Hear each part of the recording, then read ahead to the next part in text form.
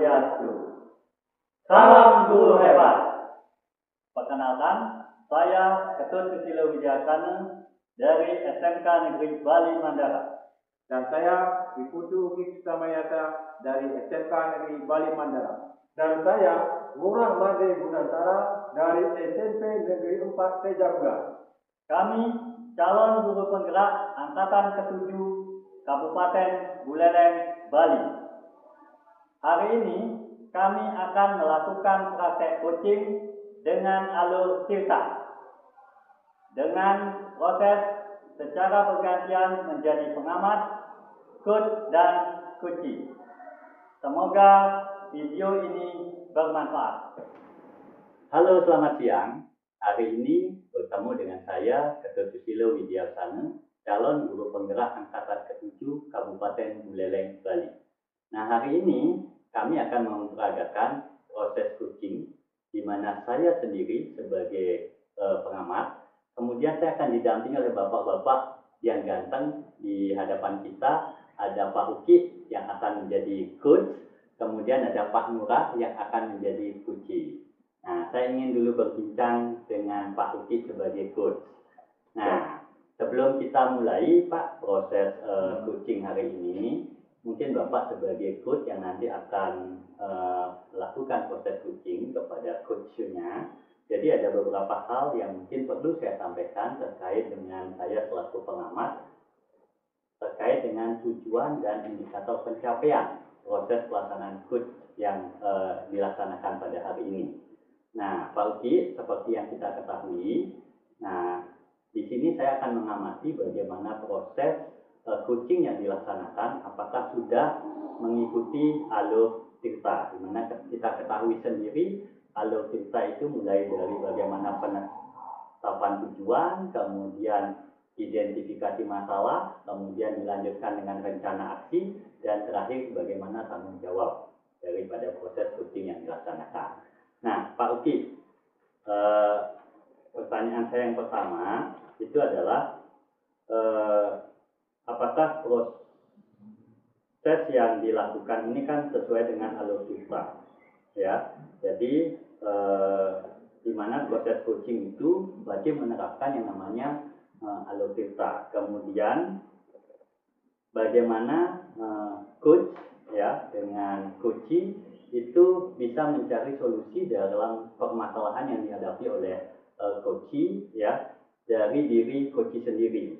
Nah, kemudian sebagaimana prinsip-prinsip daripada proses coaching, yang pertama adalah kemitraan, kemudian ada proses kreatif, dan tentu adalah bagaimana memaksimalkan potensi yang dimiliki oleh coachee sendiri. Nah, pertanyaan yang pertama kepada Pak Uki selaku coachee. Nah, dari kita ketahui bahwa kompetensi coaching itu kan ada 3. Yang pertama bagaimana kehadiran penuh, kemudian yang kedua bagaimana kita mendengarkan secara aktif, dan terakhir bagaimana Bapak memberikan pertanyaan yang berbobot kepada coachee. Nah, dari 3 kompetensi yang berkaitan dengan coaching, kompetensi mana yang kira-kira Bapak ingin fokuskan dalam proses coaching kali ini? Baik, terima kasih Pak Susilo. Jadi untuk saya sendiri nanti akan lebih fokus pada bagian pertanyaan berbobot, karena sejauh ini pengalaman saya yang kurang itu adalah bagaimana bisa membuat pertanyaan yang bisa menggali potensi yang ada pada dirinya, diri coaching nanti, seperti itu Pak. Ya, bagus sekali Pak. Nah, dari kompetensi yang ingin Bapak kembangkan, nah kira-kira indikator pencapaian yang Bapak ingin harapkan dalam proses coaching kali ini apa kira-kira Pak? Untuk indikatornya mungkin nanti pada saat coaching itu Pak Ngurah sebagai coach itu bisa menggali dirinya dengan tahapan-tahapan pertanyaan yang saya berikan, dan pada akhirnya akan menemukan solusi yang bisa digunakan sebagai menjawab dari permasalahan yang dihadapi. Baik, terima kasih. Mungkin nanti Pak Uki dan Pak Ngurah kita akan mulai proses coaching. Jadi teman-teman sekalian, selanjutnya mari kita simak bagaimana proses coaching yang dilakukan oleh Pak Uki selaku coach dan Pak Ngurah sebagai coachee. Untuk itu, ayo kita saksikan bersama-sama. Baik, selamat sore Pak Murah. Selamat sore Pak Putu. Bagaimana kabarnya? Kabarnya pada hari ini sih sehat ya. Mm-mm. Baik juga. Terus Pak Uki gimana kabarnya? Oh, saya sehat juga Pak. Jadi di dalam kesibukan saya juga tetap menjaga kesehatan biar bisa terus berinteraksi. Nah, ini kan Pak Murah dari kemarin ini menghubungi saya mau ketemu gitu. Nah, jadi hari ini saya undang ke sekolah gitu. Kira-kira ada apa ya Pak? Saya ingin tahu. Ini Pak Putu ya. Terkait permasalahan yang saya hadapi di sini mengenai keaktifan belajar siswa di kelas. Soalnya pada saat saya melakukan proses pembelajaran itu hanya beberapa siswa aja yang aktif dalam kegiatan pembelajaran tersebut. Itu sih masalah yang saya hadapi. Itu makanya saya ke sini ingin sharing sama Pak Uki terkait bagaimana sih untuk memecahkan permasalahan tersebut. Itu Seperti itu. Iya. Jadi Pak Murah ingin berdiskusi gitu, Ya. curhat terkait dengan permasalahan di sekolah, Iya. terkait dengan keaktifan siswanya seperti itu ya. Nah, jadi untuk biar detail nanti kita kegiatannya karena waktu kita terbatas. Ya, kira-kira Pak Murah nanti di akhir percakapan ini kita ingin mencapai apa? Gitu.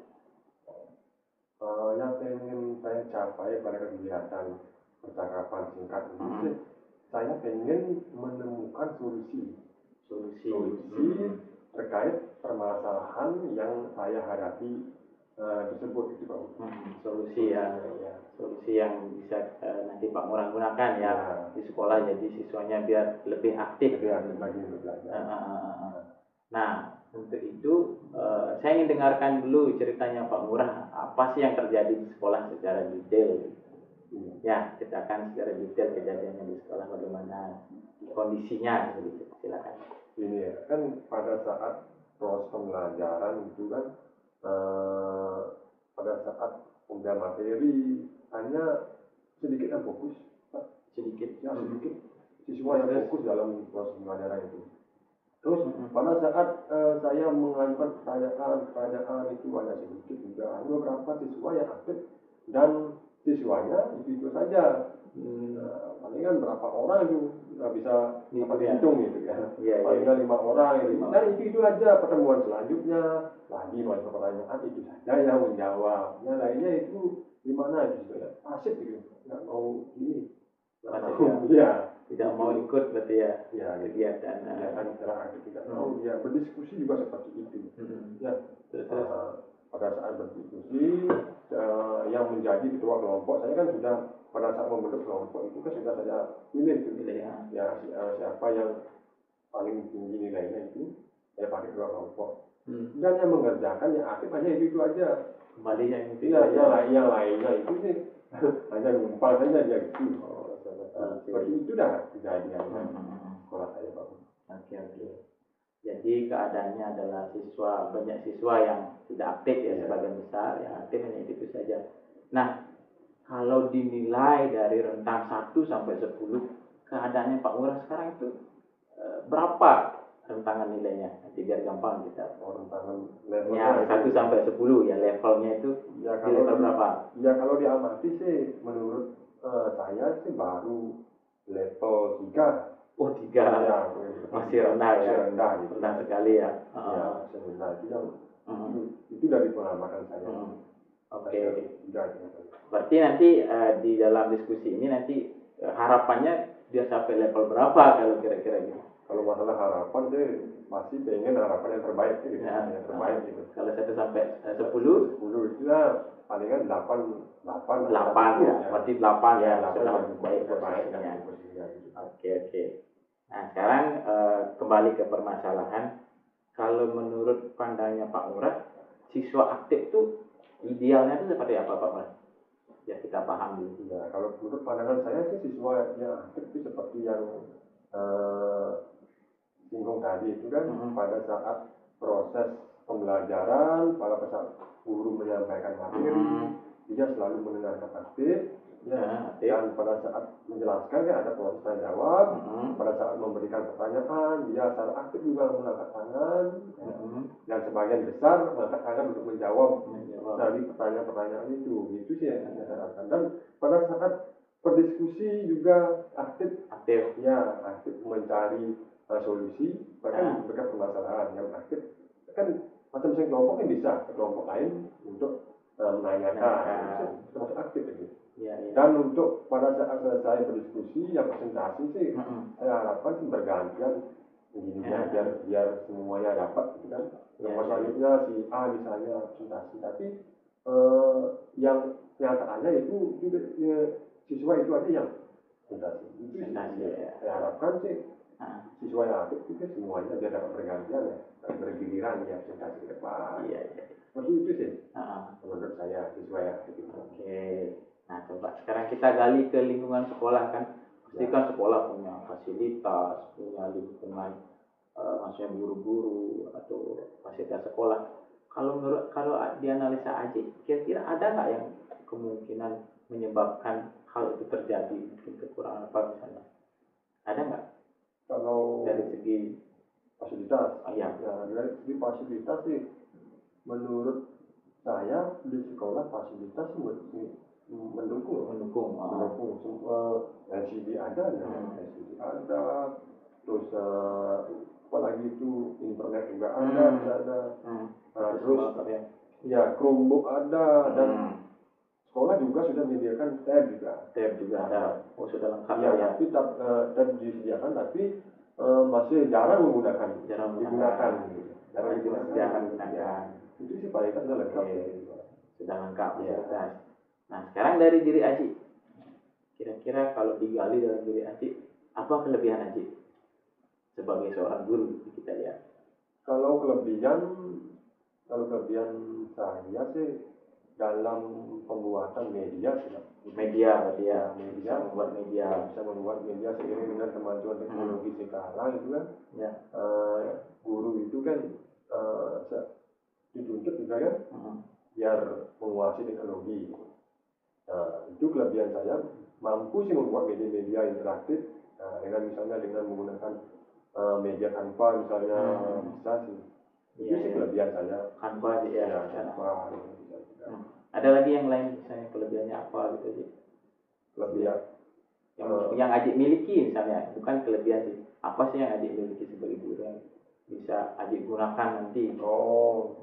Selain penguasaan media Canva juga sih, saya juga bisa menerapkan berbagai metode pembelajaran. Metode pembelajaran juga bisa.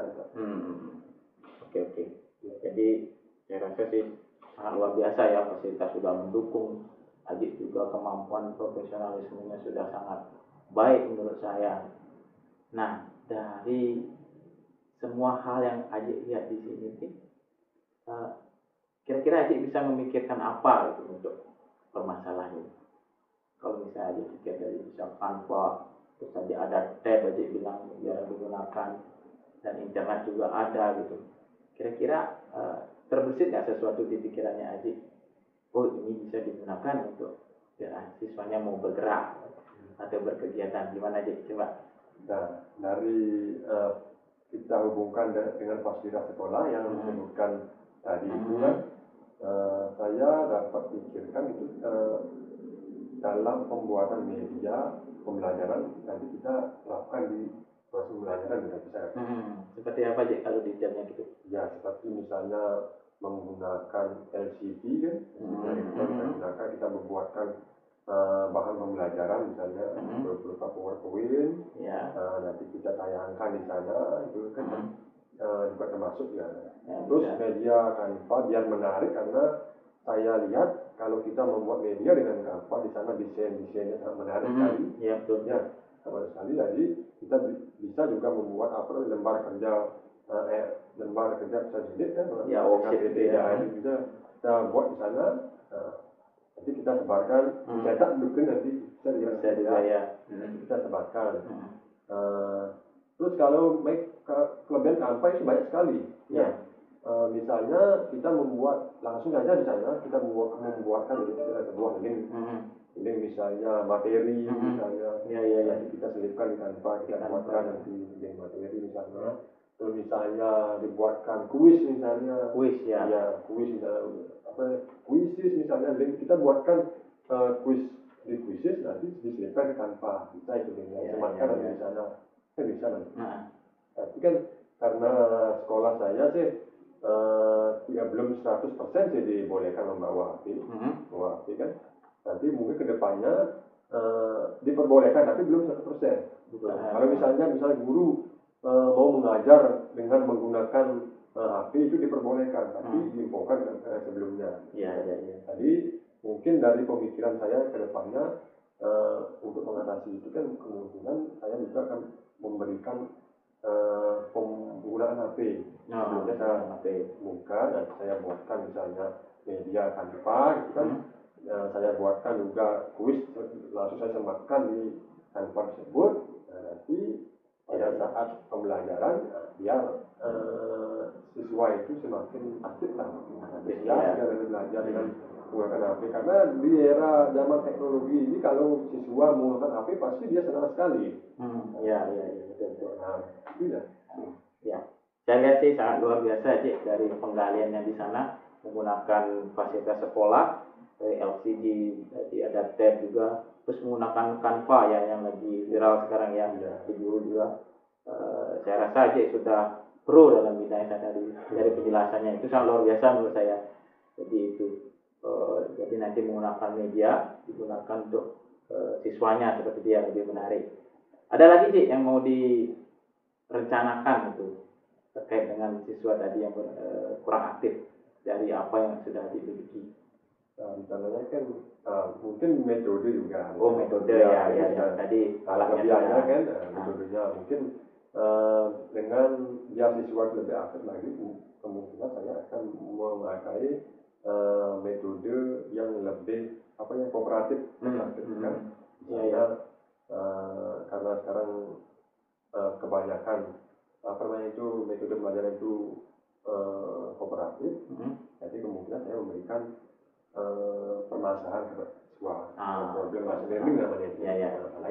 Permasalahan nanti siswa itu yang akan menemukan sendiri permasalahan tersebut melalui materi-materi atau konten-konten yang saya berikan lewat media Canva tersebut. Dia menemukan sendiri. Nyambung jadinya. Luar biasa. Jadi dari materi terus ke Canva dengan desain seindah mungkin, waktu menggunakan based learning tadi biar lebih menantang ya, tidak ngantuk siswanya ya. Jadi dikasih permasalahan untuk diselesaikan, kemudian didiskusikan seperti itu. Ada lagi Cik selain itu yang kedua? Saya rasa mungkin itu aja dulu. Dua aja ya. Jadi secara rencana ada dua. Saya rasa sih sangat luar biasa dari ide-idenya itu. Nah sekarang untuk realisasinya ke depan, kira-kira kapan Najib mau melaksanakan ini?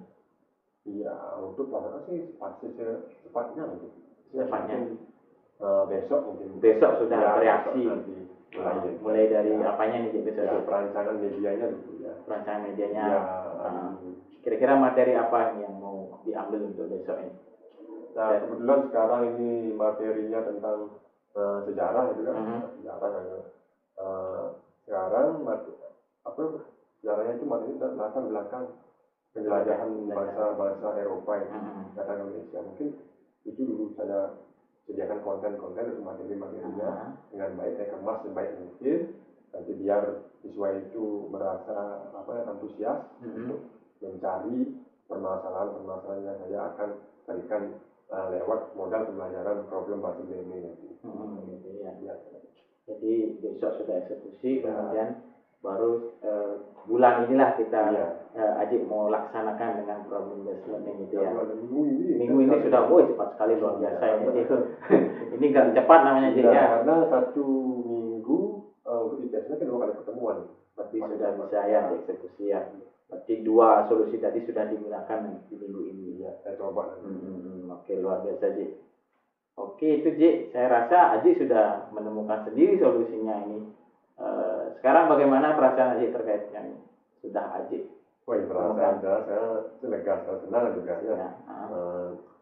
Dengan melalui percakapan singkat ini, sharing sama Pak Putu, jadi Saya menemukan ya solusi tentang permasalahan yang saya hadapi.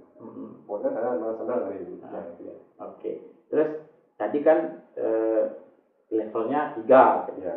Kira-kira dengan solusi yang adik buat tadi 2 itu bisa level berapa? Nyampe nggak level yang kayak? Ya saya yakini pasti sampai. Sampai ya? Iya, sampai level 8 kan. Level 8 ya. Yakin ya? Harus optimis itu. Ya. Baik. Jadi seperti itu Ji. Jadi Aji sudah menemukan solusinya. Nanti saya harapkan saya menemukan berita baik dari Aji ke depannya. Nanti kita ketemu lagi. Karena Aji tadi sudah menyampaikan, sudah menyimpulkan bahwa menemukan 2 solusi yang saya dengar akan dieksekusi minggu depan. Dari besok ya sudah disediakan, minggu depan dieksekusi. Nanti setelah minggu depan kita ketemu lagi. Saya ingin berbincang lagi bagaimana perkembangan, karena jujur saya juga belajar dari Aji dari sini ya. Jadi seperti itu Ji, terima kasih banyak. Terima kasih juga Pak. Jadi berbagi juga. Waktu Ya seperti itu. Ya terima kasih. Ya, demikianlah proses coaching yang dilakukan. Nah, sebelum kita lanjut, saya ingin berbincang dulu dengan coach kita Pak Uki. Nah, Pak Uki, dari proses coaching yang dilaksanakan tadi, menurut Bapak, apakah proses coaching yang kita laksanakan ini sudah mengikuti alur cerita, Pak? Saya rasa sudah Pak, karena dari awal tujuan sudah ditanyakan, kemudian identifikasi sudah dilaksanakan, terus rencananya sudah jelas, dan tanggung jawabnya juga sudah ada. Jadi jadwal kegiatan sudah dijelaskan seperti itu. Nah, dari target indikator pencapaian yang Pak Uki tadi tetapkan, kira-kira sudah tercapai nggak dalam proses coaching kita? Saya rasa sudah tercapai, namun saya tidak ingin berpuas diri dulu. Karena saya yakin tadi saya juga merasa sedikit kebingungan ketika ada respon-respon yang berbeda. Jadi saya harus memikirkan lagi pertanyaan yang saya harus susun kembali, karena tidak mudah dalam merespon secara langsung seperti itu. Tapi secara keseluruhan saya lihat tadi Pak Lurah sudah menemukan solusi-solusinya dan juga langkah-langkah yang tadi dilaksanakan. Oke. Nah, boleh saya sampaikan Bapak catatan saya selaku pengamat terkait dengan proses coaching kita hari ini. Jadi yang pertama adalah proses coaching yang kita lakukan sudah mengikuti alur cerita, ya, mulai dari yang pertama menetapkan tujuan, kemudian identifikasi masalah, kemudian bagaimana menyusun rencana aksi sampai sebuah tanggung jawab. Nah, itu sudah muncul, ya, sehingga proses coaching sudah sesuai dengan alur cerita yang sudah ditetapkan. Nah, kemudian yang kedua, terkait dengan kompetensi yang ingin dikembangkan oleh Pak Uki tadi menyampaikan bagaimana Pak Uki sebagai coach ingin mengembangkan fokus pada bagaimana menyusun pertanyaan yang berbobot dalam proses coaching. Nah, di sini saya lihat Pak Uki sudah berupaya bagaimana memberikan pertanyaan-pertanyaan yang berbobot kepada coachee, sehingga nanti dari coachee bisa memaparkan terkait dengan apa solusi dari permasalahan yang dihadapi.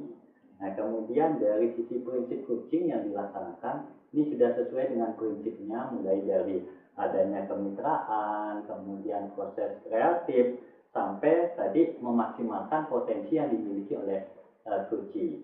Nah, itu catatan-catatan saya dalam proses coaching, Pak.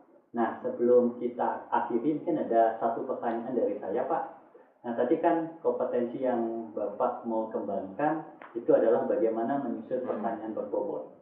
Nah, ke depan, Pak, terkait dengan proses coaching selanjutnya, kira-kira kompetensi apa yang mau Bapak kembangkan lagi, Pak?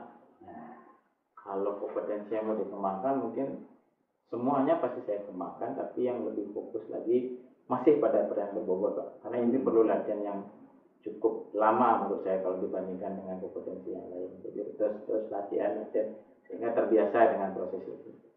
Oke, terima kasih Pak Uki, Pak Ngurah. Proses coaching hari ini sudah berjalan dengan lancar dan kita akan lanjutkan dalam proses coaching selanjutnya.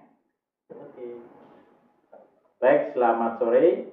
Perkenalkan, nama saya Ibu Tuti Sudamayasa, CGP Angkatan 7 Kabupaten Buleleng, Bali. Jadi pada hari ini saya akan memandu sebuah proses latihan coaching, di mana di sini saya akan menjadi sebagai pengamat. kemudian di samping saya ada Pak Ngurah yang merupakan CGP Angkatan ke-7 juga yang akan menjadi coach. Kemudian di sebelahnya ada Pak Susilo yang merupakan juga CGP Angkatan 7 Kabupaten Buleleng yang nanti akan berstatus sebagai seorang coachee. Nah, pada hari ini saya akan melaksanakan tugas sebagai pengamat, namun sebelum proses ini dilaksanakan, saya akan melakukan sesi tanya jawab dulu dengan Pak Ngurah sebagai coach. Baik, selamat sore Pak Ngurah. Selamat sore Pak Putri. Bagaimana kabarnya? Baik, sehat. Ya, jadi hari ini saya akan melaksanakan observasi sebagai pengamat terkait dengan proses coaching yang akan dilakukan. Jadi hal yang akan saya amati itu adalah bagaimana kegiatan ini atau coaching ini dilaksanakan dengan menggunakan alur cerita yang sudah kita ketahui atau kita pelajari bersama. Jadi dari tujuan nanti, terus identifikasi masalah, rencana aksi, dan juga tanggung jawab. Jadi komponen itu yang kita akan saya amati nanti. Nah, sebelum proses ini dimulai, saya akan menanyakan beberapa hal dulu terkait dengan coaching kita. Nah, nanti dalam proses coaching ini kompetensi apa yang ingin Pak Ngurah capai, yang ingin Pak Ngurah tekankan? Baik Pak Putu, terima kasih atas waktunya. Dari kompetisi coachingnya, yang saya tahu kan ada 3 kompetisi coaching ya. Yang pertama itu di mana yang pertama ada kehadiran secara penuh dan present. Yang kedua sebagai mendengarkan secara aktif. Yang ketiga mengajukan pertanyaan yang berbobot. Ya, betul sekali. Nah, dari ketiga kompetensi tersebut, yang ingin saya pelajari lebih mendalam lagi, tingkatkan lagi, di sini adalah pada saat mengajukan pertanyaan yang berbobot, karena di sana kekurangan saya dari sesi latihan sebelumnya, dari sesi mengajukan pertanyaan berbobot yang menjadi kekurangan saya, sehingga di sini saya ingin meningkatkan lagi kompetensi tersebut. Ya. Itu Pak. Jadi yang saya observasi lebih spesifik nanti di luar keseluruhan adalah bagian pertanyaan berbobot, betul ya? Iya. Ya, betul. Nah, nanti yang jadi indikatornya seperti apa Pak Ngurah? Nanti yang menjadi indikator dasar pencapaian dari tujuan tadi. Iya. Yang menjadi indikator tentang kompetensi tersebut, pertanyaan berbobot itu sih, indikatornya saya nanti dia mampu menggali permasalahan yang dihadapi oleh coaching. Seperti itu ya. Baik, saya rasa sudah dijelaskan secara detail dari tujuan dan indikator. Jadi untuk mempersingkat waktu, nanti Pak Ngurah silakan melakukan proses coachingnya dengan Pak Susilo. Nanti di akhir kita akan ada sesi pra. Baik teman-teman sekalian, kita akan menyaksikan proses latihan coaching yang dilakukan oleh Pak Ngurah dan Pak Sus. Untuk itu waktu saya persilakan. Selamat sore Pak Putu. Selamat sore Pak Ngurah. Ya, bagaimana kabarnya pada hari ini? Hari ini ya dibilang kondisi saya baik-baik juga Pak, tetapi ya rada-rada agak sakit karena pusing Pak mikirin anak-anak saya Pak. Rada pusing ya? Iya Pak. Iya. Baik Pak Putu, kemarin saya sempat buka WA dia. Katanya Pak Putu mau ada hal yang perlu dibicarakan ya. Ya, sebenarnya sudah dari lama saya mau WA Bapak. Saya ingin sedikit curhat, mungkin ada Bapak ngasih masukan saya terkait dengan permasalahan yang saya hadapi. Mungkin nanti saya ingin dapat solusi begitu, sehingga apa yang ada di otak saya mengganjal setidaknya bisa plong lah, sehingga bisa bagaimana nanti anak-anak bisa belajar dengan baik Pak. Seperti itu ya, berarti Pak Putu yang diharapkan dalam sisi pendekatan ini berarti mau menemukan solusi ya. Jadi, terus sekarang apa yang Pak Putu ingin dapatkan ya dari pendekatan ini? Nah, saya ingin dapat solusi Pak. Jadi saya punya masalah. Jadi bagaimana anak-anak saya di kelas ketika belajar, satu, sulit sekali mengaktifkan anak-anak untuk aktif belajarnya, ya. Saya minta mengerjakan ini hanya ngerjain satu dua orang. Kemudian saya lihat hasil belajarnya juga kecil-kecil Pak, apalagi saya ngajar IPA, fisika, nilai anak-anak itu kebanyakan di bawah KKM Pak. Berarti yang Pak Putu pengen dapatkan dalam tahapan ini berarti keaktifan siswa menemukan solusi dari masalah yang Pak hadapi terkait keaktifan siswa. Ya, benar sekali ya, Pak. Hasil belajarnya kecil juga seperti itu Pak Putu ya. Oh, gitu. Ya baik. Nah sekarang coba Pak Putu ceritakan dulu ya bagaimana kejadian apa yang terjadi di sekolah Bapak ya terkait tentang permasalahan yang Bapak hadapi. Begini Pak, jadi saya misalnya ngajar fisika di kelas. Nah, saya kasih tuh apa soal-soal Pak.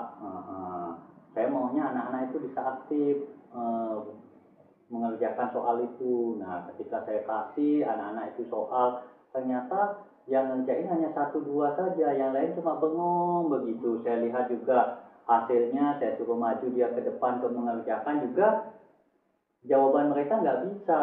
Nah, ini yang perlu kira-kira bagaimana solusi yang bisa saya lakukan ya, yang harus saya lakukan perbuat, apakah harus saya mengubah strategi, model, ataukah penilaian saya Pak terhadap hasil belajar anak-anak saya.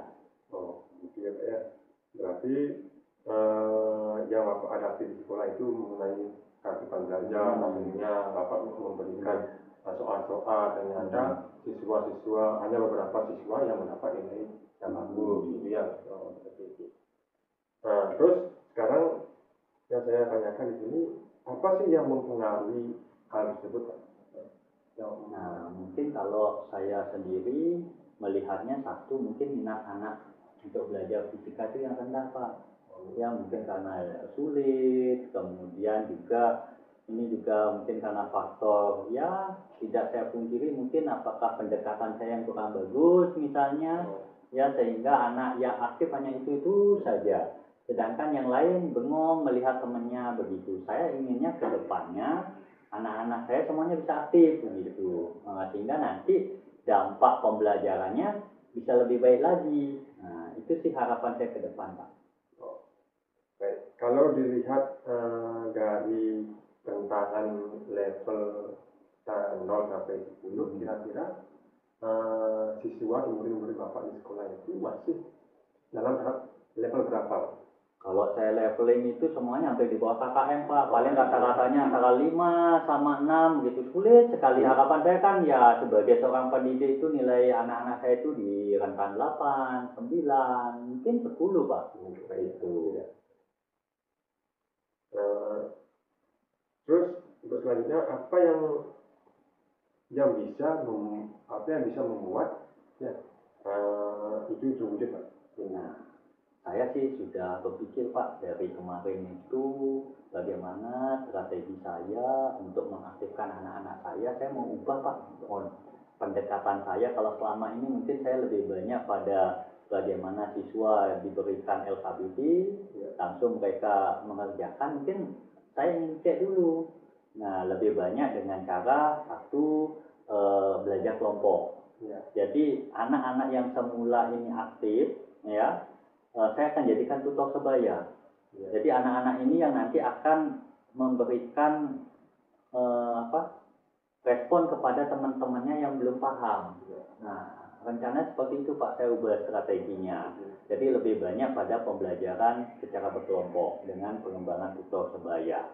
Kemudian dari sisi media, saya sih harapannya mungkin anak-anak sekarang mungkin kenapa dia kurang tertarik, mungkin media saya juga kurang bagus Pak. Nah, ke depan rencana saya sih mudah-mudahan nanti ada waktu saya ingin mengemas nih pembelajaran saya biar lebih menarik, lebih kreatif lagi, sehingga setidaknya mereka tertarik untuk belajar fisika. Itu sih ke depannya Pak. Nah, berarti di sini saya dapat tangkap, berarti di sini karena Pak yang Bapak arahkan di sini kan mengubah strategi, ya. Strategi pembelajaran biar siswa itu lebih aktif dalam pembelajaran dengan cara lebih fokus ke pembelajaran berkelompok dengan menerapkan sistem tutor sebaya seperti itu. Nah, terus terkait medianya juga, Bapak juga pengen menerapkan media-media yang interaktif seperti itu. Kalau boleh saya tahu sih di sekolah Bapak itu kelebihannya apa dari segi peralatan itu? Kalau di sekolah itu sebenarnya sangat mendukung sekali Pak. Jadi semua sarana di kelas itu sudah ada LCD Pak, sudah terpasang. Jadi kita tinggal pakai saja sebenarnya. Sehingga, nah itu mungkin ya kelemahan saya dulu. Mungkin saya akan bagaimana saya menciptakan media sehingga media itu bisa saya tampilkan di LCD dan teman-teman saya sebenarnya banyak juga jago-jago IT Pak. Nah mungkin nanti itu saya juga kembangkan. Bagaimana mungkin saya belajar dari teman, terus dari basic potensi saya, bagaimana kemampuan saya di IT. Kan sekarang banyak tuh pelatihan-pelatihan, ada Canva. Nah itu yang kita akan kembangkan nanti. Jadi saya yakin sih dengan media pembelajaran yang menarik, kemudian saya buat dengan pendekatan secara berkelompok. Jadi anak-anak itu lebih banyak dia bekerja dalam kelompoknya. Kemudian juga dari sisi penilaian saya tidak akan tidak harus letterlek, penugasan harus dalam satu jenis. Mungkin saya berikan anak-anak berkreasi. Nah, seperti sekarang kan ya yang sering kita sebut dengan pembelajaran berdiferensiasi Pak. Nah itu yang mungkin nanti ke depan saya akan kembangkan. Ya saya yakin harapan ke depan adalah dengan strategi pengembangan media sampai pada penilaian yang saya ubah itu bisa meningkatkan keaktifan anak dalam belajar dan tentu harapan saya adalah dampak pembelajaran juga semakin baik. Oh itu kan luar biasa ya Pak Budi ya. Nah untuk sekarang apa sih rencana selanjutnya ya untuk memperbaiki kondisi yang Pak alami tadi? Ya, jadi kalau boleh rencana paling dekat ini saya tentu harus memetakan potensi anak-anak saya dulu ya. Nah terkait dengan apa sih kebutuhan mereka dalam belajar, apakah memang dia suka video kalau pembelajaran atau memang sukanya animasi, terus apakah memang tadi mungkin apakah dikasih masalah dulu dengan model pembelajaran berbasis masalah, nanti kita kembangkan dalam pembelajaran kooperatif, ataukah kita kembangkan yang tadi seperti strategi saya tutor sebaya. Nah dalam waktu dekat ini adalah kebutuhan anak seperti apa. Nah itu yang saya coba petakan dulu, termasuk juga keinginan anak, sehingga dari data-data itu saya coba melakukan perubahan terutama dalam pendekatan strategi dan proses pembelajaran. Itu rencana Bapak ke depannya terlebih dahulu memetakan kebutuhan banyak siswa biar tahu apakah siswa itu termasuk gaya belajarnya apa namanya itu audio misalnya, visual maupun kinesthetik seperti itu ya Pak Budi ya. Luar biasa Pak Budi. Nah, terus dari rencana tersebut Pak Budi apa yang harus disiapkan? Perlu dipersiapkan. Kalau yang perlu saya siapkan tentu satu, saya mengecek dulu fasilitas yang sudah ada, artinya memaksimalkan. Kemudian yang kedua menyiapkan perangkat-perangkat pembelajaran yang mendukung, mulai dari perencanaan pembelajaran, kemudian pembuatan medianya. Nah tentu saya akan berkolaborasi juga dengan teman-teman rekan sejawat, sehingga harapannya adalah bisa memenuhi kebutuhan peserta didik saya sesuai dengan pemetaan yang saya lakukan. Apa ada lagi yang perlu diberikan? Nah, selain itu ya tentu saya juga akan meminta masukan kepada teman-teman, kira-kira apa dari perencanaan, media, terus rencana penilaian yang saya susun itu kira-kira bisa maksimal nggak dalam rangka mengatasi permasalahan saya, bagaimana mengaktifkan anak-anak dalam pembelajaran di kelas sehingga nanti berdampak pada hasil belajar siswa. Baik Pak Budi, luar biasa sekali ya untuk tindakan selanjutnya. Jadi apa yang akan dilakukan setelah sesi percakapan ini? Nah, saya sih target Pak, kalau tidak. Nah, ini kan tidak akan mulai minggu depan itu masuk ke topik baru terkait dengan listrik dinamis. Nah, saya maunya satu, mulai saya perbaiki rencana pembelajaran yang saya ada. Kemudian yang kedua tentu penyusunan media lebih kreatif lagi. Dan tentu saya akan kolaborasi dengan teman dan meminta masukan kira-kira sebelum saya pakai nanti minggu depan kira-kira sudah relevan nggak memenuhi kebutuhan anak-anak saya dalam pembelajaran. Berarti Bapak akan melakukannya sudah mulai minggu depan? Ya, minggu depan atau saya sudah jalankan programnya. Cepat sekali berarti ya. Terus bagaimana menurut Bapak Pak Putu itu untuk memastikan ini bisa berjalan dengan baik? Nah, tentu nanti di akhir pembelajaran saya akan cek indikator keberhasilan. Tentu saya akan amati apakah aktivitas anak dalam pembelajaran semakin meningkat, terus bagaimana dampak pembelajarannya, apakah meningkatkan hasil pembelajaran dari proses kegiatan belajar yang dilakukan. Ya, Pak Putu yang luar biasa sekali ya, ini Pak Putu. Nanti untuk kedepannya kita bertemu lagi kan, biar saya tahu juga apakah tidak lanjut Pak Putu sudah berhasil bagaimana. Ya, nanti saya minta Pak, mungkin nanti saya akan melaporkan nih dengan Pak Ngurah. Setelah saya lakukan mungkin lagi sebulan saya akan sampaikan sejauh mana nih progres anak-anak saya. Jadi hari ini sih saya senang sekali bisa berdiskusi dengan Pak Ngurah, sehingga setidaknya apa unek-unek saya yang kemarin saya mau WA Pak Ngurah apa tidak, akhirnya terjawab Pak hari ini.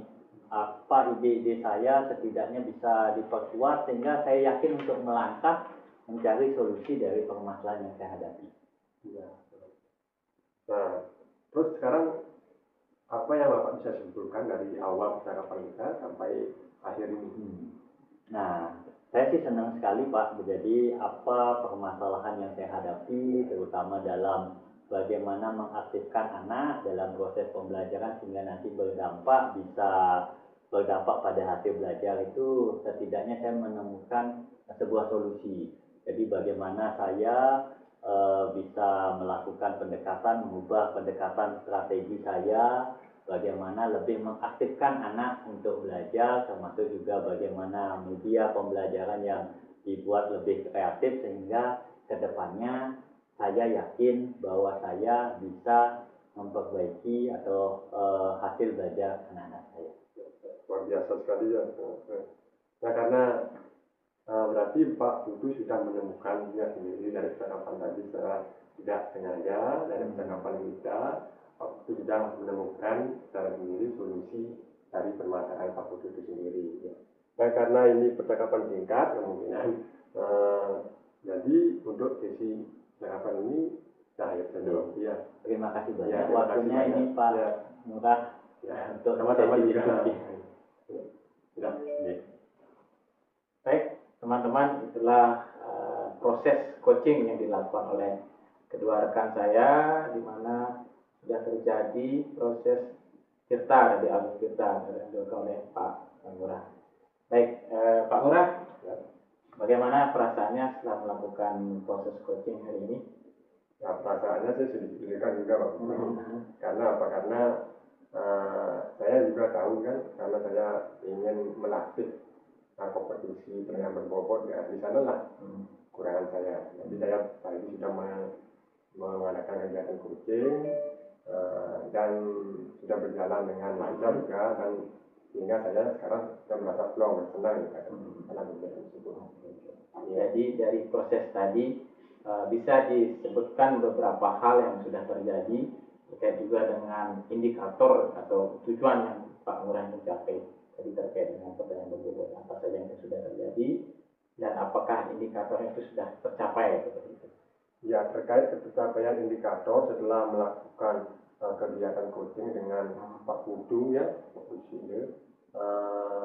untuk pencapaian dari kompetisi pertanyaan berbobot itu sih Pak Putu sendiri sudah mampu menemukan sendiri solusi solusi dari permasalahan yang dihadapi oleh Pak Putu. Oke. Nah, luar biasa sekali ya, saya lihat tadi pertanyaannya sudah sesuai dengan alur cerita. Saya lihat sangat detail, mendalam, sehingga Pak Susilo juga memberikan jawabannya juga sangat detail, sehingga menemukan potensi-potensi yang mungkin tidak disadari muncul gitu saya lihat. Jadi Pak Ngurah sudah melakukan proses coaching itu sangat luar biasa. Dan saya lihat pertanyaan berbobotnya pun sangat berbobot saya lihat. Jadi hampir saya lihat semua hal sudah digali dengan sangat detail. Dan saya lihat solusinya juga sangat luar biasa dari Pak Susilo seperti itu. Itu yang bisa saya catat tadi, yang bisa saya sampaikan kepada Pak Ngurah. Jadi saya rasa saya ucapkan selamat karena sudah berhasil ini dalam proses ini. Nah, saya satu pertanyaan lagi buat Pak Ngurah nanti ke depannya di masa depan begitu dalam proses coaching ini kan sering dilakukan tentunya begitu. Jadi hal apa yang mungkin atau kompetensi apa sih yang ingin ditingkatkan kembali ke depannya seperti itu? Baik Pak Putu, untuk kedepannya seterusnya juga saya kompetisi yang ingin saya tingkatkan sih ketiganya sih Pak. Ketiganya. Tapi di sini saya lebih tekankan juga di pertanyaan berbobot karena saya sadar bahwa di sanalah kelemahan saya sendiri. Karena untuk mengajukan pertanyaan berbobot itu menurut saya itu sangat menantang buat saya. Menantang dan sulit juga. Jadi kedepannya kompetisi yang terus saya akan tekankan lagi adalah tentang pertanyaan berbobot itu. Baik, jadi itu saja. Oke, harapan saya tentu semoga kedepannya Pak Ngurah semakin kompeten dalam menjadi guru, bisa melakukan proses coaching ini baik dengan siswa ataupun dengan rekan nanti yang membutuhkan seperti itu. Terima kasih juga Pak Susilo sudah mendampingi hari ini. Baik, itulah proses coaching hari ini. Akhir kata saya ucapkan terima kasih dan salam guru hebat. Ya. Selamat sore. Perkenalkan, saya Ngurah Made Gunantara, calon guru penggerak Angkatan 7 Kabupaten Buleleng. Dalam kegiatan pada hari ini, saya selaku pengamat dan teman saya sebelah, Pak Putu Susilo selaku coach, dan yang lagi satu selaku coach yaitu Pak Putu Ukik. Nah, di sini saya akan dan teman-teman akan melakukan kegiatan coaching, ya. Di mana dalam kegiatan ini saya akan melakukan pengamatan tentang penggunaan alur tirta. Nah, terlebih dahulu atau sebelum melakukan kegiatan ini, saya pertama akan melakukan wawancara sama Pak Putu Susilo selaku coach. Ya. Baik, Pak Putu, selamat sore. Ya, selamat sore Pak Ngurah. Ya, bagaimana kabarnya pada hari ini? Luar biasa hari ini, sehat Pak. Ya. Pada kali ini Pak Putu akan melakukan kegiatan coaching dengan Pak Putu. Maka dari itu saya sebelum melakukan kegiatan coaching itu, saya akan mengajukan beberapa pertanyaan kepada Pak Putu. Ya. Menurut Pak Putu, kompetisi apa yang ingin Pak Putu tingkatkan dalam kegiatan coaching? Nah, dalam kompetensi dalam proses coaching yang ingin ditingkatkan, kan kita ketahui bahwa ada 3 kompetensi, mulai dari bagaimana kesadaran penuh, kemudian bagaimana menjadi pendengar yang aktif, kemudian yang ketiga adalah bagaimana kita menyusun pertanyaan berbobot. Nah, dari 3 kompetensi coaching yang ingin kita terapkan dalam proses coaching yang dilaksanakan, saya fokus pada 2 kompetensi yang ingin saya kembangkan. Tentu yang pertama adalah bagaimana menjadi pendengar yang aktif, kemudian yang kedua bagaimana saya bisa memberikan atau mengajukan pertanyaan yang berbobot kepada coaching. Karena 2 hal ini menurut saya sangat prinsip dalam kita melakukan proses coaching, karena bagaimana kita menjadi pendengar yang aktif, ya. Jadi tidak kita yang menyampaikan permasalahan, tetapi lebih banyak tertumpu pada coach kita. Kemudian juga bagaimana kita bisa menggali potensi yang dimiliki oleh coach sendiri dengan menyusun pertanyaan-pertanyaan yang berbobot. Nah, itu dua kompetensi yang ingin saya kembangkan dalam proses coaching kali ini. Iya, baik ya. Berarti dalam proses coaching pada kali ini, Pak Putu akan meningkatkan kompetensi, dua kompetensi gitu kan. Yang pertama sebagai pendengar aktif, yang kedua mengajukan pertanyaan-pertanyaan yang berbobot. Dua kompetensi yang ini. Nah, terus pertanyaan selanjutnya, apa yang menjadi indikator pencapaian dari kompetisi yang Bapak ingin tingkatkan tersebut? Nah, dari proses coaching yang dilakukan, tentu harapannya adalah saya bisa membantu coach ya dalam menyelesaikan permasalahannya sendiri, dan tentu bagaimana bisa nanti menemukan tahapan-tahapan atau langkah-langkah dalam menyelesaikan permasalahan yang dihadapi oleh coach dari dirinya sendiri. Nah, itu yang akan menjadi indikator pencapaian dalam proses coaching kita kali ini. Ya, berarti indikator pencapaiannya adalah mampu memberikan solusi atau menemukan si coach ini menemukan atau menggali. Jadi si coach bisa menggali permasalahannya dan menemukan sendiri solusinya. Baik, untuk selanjutnya langsung saja kegiatan coaching dimulai. Untuk waktu saya serahkan kepada Pak Uki. Yes, terima kasih. Halo Pak Uki. Halo Pak Sus. Nah, bagaimana kabar Pak Uki hari ini? Wah, sangat baik Pak Sus. Kalau Pak Sus gimana kabarnya? Hari ini saya luar biasa. Saya tadi keliling-keliling sekolah, cuma saya melihat tuh kenapa forum mukanya Pak Uki itu tidak seperti biasanya. Mungkin Pak Uki ada permasalahan Pak? Ya, betul Pak. Pak Susilo, saya sebenarnya lagi galau sebenarnya gitu. Dari 2 minggu lalu saya pusing memikirkan siswa saya sebenarnya begitu. Karena sudah beberapa kali pembelajaran tidak ada peningkatan, terutama terkait dengan kemampuan berbicara bahasa Inggrisnya di jurusan PKRO terutama Pak. Itu saya temukan sangat sulit lah saya temukan keadaannya seperti itu. Ya, Pak Uki, mudah-mudahan percakapan singkat kita kali ini nanti bisa menemukan solusi ya terkait dengan permasalahan yang dihadapi oleh Pak Uki. Nah, mungkin tadi sudah disampaikan oleh Pak Uki bahwa ada kegalauan ya terkait dengan bagaimana keaktifan anak-anak dalam penggunaan bahasa Inggris. Nah, boleh cerita enggak sejauh mana sih pencapaian anak-anak Pak?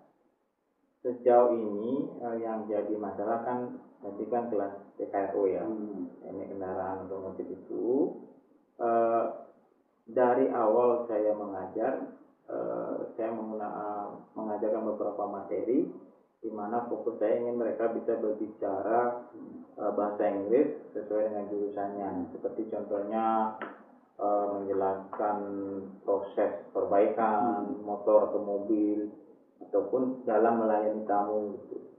Nah, sampai hari ini saya lihat progresnya tidak begitu signifikan. Bisa dibilang masih sangat kecil persentase pencapaiannya seperti itu. Jadi itu yang menjadi kegalauan saya sejauh ini. Nah, kalau saya boleh salahkan Pak, dari skor 1 sampai 10, kira-kira level pencapaian bahasa Inggris anak-anak kita di PKRU itu berapa Pak?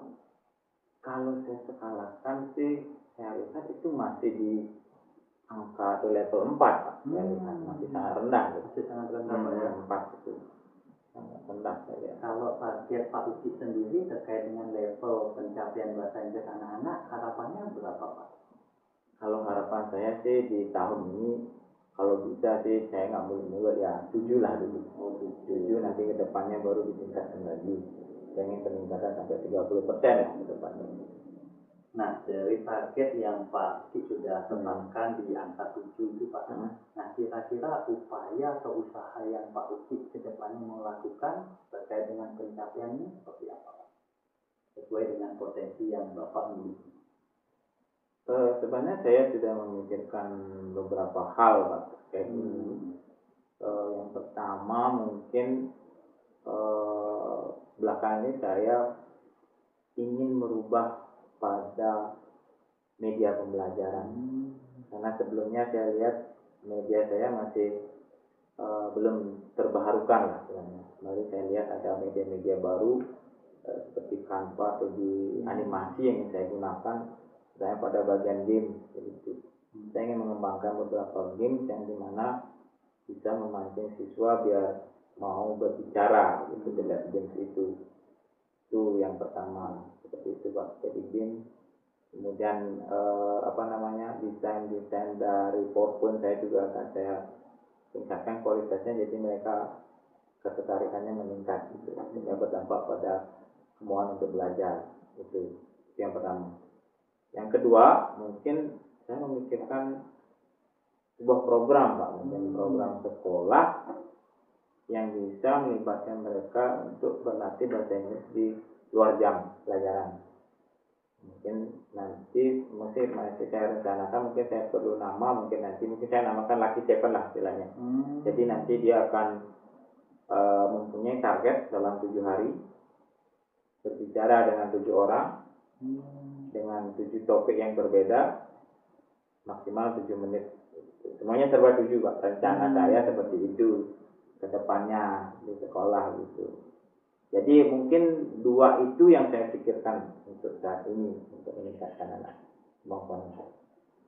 Luar biasa sebenarnya Pak. Jadi kalau saya boleh, Bapak upayanya sudah mulai dari bagaimana Bapak mengembangkan media pembelajaran yang Bapak susun, kemudian dari sisi program sekolah Lucky Seven bagus ini Pak. Ya. Nah, boleh saya ingin tahu nih terkait dengan program sekolah Lucky Seven ini gimana sih implementasinya Pak? Nanti saya berikan mereka setiap minggunya sebuah form seperti itu rencananya. Karena akan ada kolom-kolom yang berisikan nama. Nanti dia akan berkeliling selama 7 hari di luar pembelajaran mencari orang-orang di sekolah. Karena kita sekolah bersama. Boleh adik kelas, boleh kakak kelas. Jadi berbicara selama 7 menit dengan orang itu dengan menggunakan bahasa Inggris dengan topik yang bebas. Kemudian nanti akan di-approve sama yang diajak bicara, kelas apa, waktunya kapan. Dan juga diisi feedback. Itu sama sampai penuh 7 topik itu sama 7 hari. Berbicara nggak boleh lama-lama, 7 menit aja gitu. Kalau setiap hari dia 1, jadi 1 hari 7 menit dia ngomong 1 orang. Jadi dia akan berkeliling dengan siapa saja boleh, tapi tidak boleh orang yang sama setiap hari. Itu sih programnya Pak, sederhananya.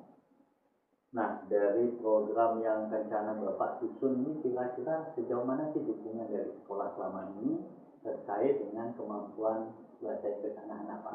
Kalau program sekolah sih saya butuh dukungannya itu dari guru dulu Pak ya. Kalau dari guru, saya harap guru juga mendukung dalam artian jika ada siswa yang meminta berbicara bahasa Inggris, dilayani meskipun nanti dia menggunakan bahasa Indonesia, tolong dijawab dengan bahasa Inggris, tetap dilayani. Misal saya mau belajar bahasa Inggris, misalnya kalau dia minta dilayani dari guru.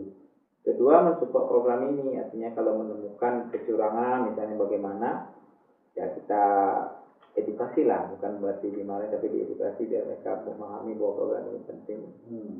Kemudian di jurusan mungkin saya minta ke pemahaman mereka bahwa ada program seperti ini, jadi dia tidak benturan dengan program sekolah. Terus kemudian fasilitas mungkin akan banyak menggunakan kertas lah, karena kita akan mengeprint setiap minggu sejumlah siswa seperti itu Pak. Nah, menurut Pak Uki sendiri tadi sudah disampaikan nih mau pengembangan media pembelajaran, terus mau usul terkait dengan program sekolah Lucky Seven ini. Nah, kira-kira bisa menjawab nggak permasalahan terkait dengan bagaimana kemampuan bahasa Inggris terutama di kelas TKFU? Saya rasa bisa Pak, karena dari segi program sudah sangat menyeluruh. Di kelas ada kita menggunakan ya media tadi yang sudah bisa digunakan, artinya sudah menarik ketertarikan siswa dalam belajar, itu yang di awal. Kemudian program sekolah sudah lingkupnya lebih besar, pada sudah aplikasi pada dunia nyata, saya lihat seperti itu. Mengambil satu topik, yang mereka sukai, berdiskusi seperti itu. Nah, kira-kira untuk merealisasi target ini, Bapak ada hal lain nggak yang perlu Bapak lakukan? Kalau hal lain mungkin pertama saya harus menyiapkan ini secara matang dulu. Dalam artian membuatkan program, kalau butuh dana saya menyiapkan anggaran, nanti diajukan kepada pihak Ujian Akademik Kesiswaan, kemudian mensosialisasikan kepada guru. Kalau ada program sekolah seperti ini, kemudian baru sosialisasi pada siswa, baru kita eksekusi dan evaluasi lah di akhir itu. Nah, kira-kira tingkat keberhasilan daripada, atau mungkin Pak Uki bisa menetapkan indikator pencapaian daripada program ini seperti apa nanti ke depannya? Indikator pencapaian pada siswa maksudnya. Nanti akan berpengaruh pada pertama akan ada penilaian di kelas. Saya akan hubungkan dengan kemampuan berbicara mereka. Kalau mereka rajin, nantinya sungguh-sungguh melakukan ini, pasti ada peningkatan. Jadi saya akan catat progresnya. Kemudian saya lihat dari lembar yang sudah dibuat. Nanti saya akan lakukan uji petik. Apakah benar orang ini diajak berbicara nanti. Kalau waktu saya lebih saya panggil orangnya. Ini benar pada waktu ini melakukan wawancara atau diskusi dengan si A, gitu, uji petik nanti. Apakah benar berjalan atau tidaknya. Tapi untuk indikator sekali pasti pada peningkatan kemampuan berbicara siswa yang kita lakukan pada penilaian di kelas dampaknya. Itu yang jadi saya pakai indikator pencapaian. Nah, kira-kira kalau dari sisi waktu berapa lama target Bapak Pak Uki ini mau direalisasikan? Kalau program sekolah tentunya saya harap sih 2 minggu ini sudah rampung secara program. Minggu ketiga kita sudah selesai sosialisasi. Kemudian setelah itu kita sudah melakukannya secara rutin tiap minggunya kegiatan ini. Seperti itu. Terus kalau media pembelajaran sendiri kan ini langsung menyentuh ke anak-anak, kira-kira target dan indikator pencapaiannya seperti apa? Kalau media ini tentu saya akan bisa membuat collection media ya, sesuai dengan materi. Jadi kalau semester ini ada 10 materi, saya sudah punya medianya sampai 10 paket seperti itu. Mungkin bisa saya lakukan dari minggu ini, mungkin sesuai dengan kebutuhan materi pada KD yang akan dicapai pada semester ini. Jadi saya akan pikir satu persatu. Jadi luar biasa Bapak. Nanti mungkin saya akan lagi tanya, ya kita mungkin saya siap untuk membantu Bapak lagi. Kapan kita akan bertemu? Saya ingin tahu sejauh mana progres daripada program yang Bapak susun ini. Nah, terakhir Pak, dari percakapan kita terkait dengan kegalauan Bapak selama ini terkait dengan kemampuan bahasa Inggris anak-anak di TKRU yang rendah ini Pak. Nah, Bapak sudah sampaikan di sesi percakapan kita, kira-kira bagaimana perasaan sejauh ini Pak? Saya merasa lega karena dari bimbingan Pak Sus saya akhirnya menemukan beberapa solusi yang mungkin saya bisa pilih di situ. Jadi saya bisa gunakan itu ke depannya. Harapan saya ini berhasil lah, meskipun nanti persentasenya belum mencapai sampai 80%, dan 70% itu saya sudah capai seperti itu. Oke, terima kasih Pak Uki, luar biasa. Dan saya berharap apa permasalahan yang dihadapi Pak Uki ya bisa mencapai sesuai dengan apa yang sudah dikerjakan. Terima kasih Pak Beni. Baik, terima kasih atas kegiatan coaching yang dilakukan oleh Pak Putu Susile dengan Pak Putu Ukit yang dari juga. Sekarang saya akan menyampaikan catatan ya terkait dengan kegiatan coaching yang sudah dilakukan oleh Pak Putu Susile sama Pak Putu Ukit. Setelah saya amati di sini ya, secara keseluruhan ya kegiatan coaching yang sudah dilakukan itu sudah menggunakan alur Tirta, ya, baik dari alur tujuan sudah masuk, setelah saya amati juga sudah di tahap apalagi identifikasi sudah, dan rencana aksinya sudah masuk, dan terakhirlah tanggung jawabnya itu dari hasil pengamatan saya. Nah sekarang sebelum kita mengakhiri kegiatan ini, saya ingin bertanya dulu sama Pak Putu Susilo, ya,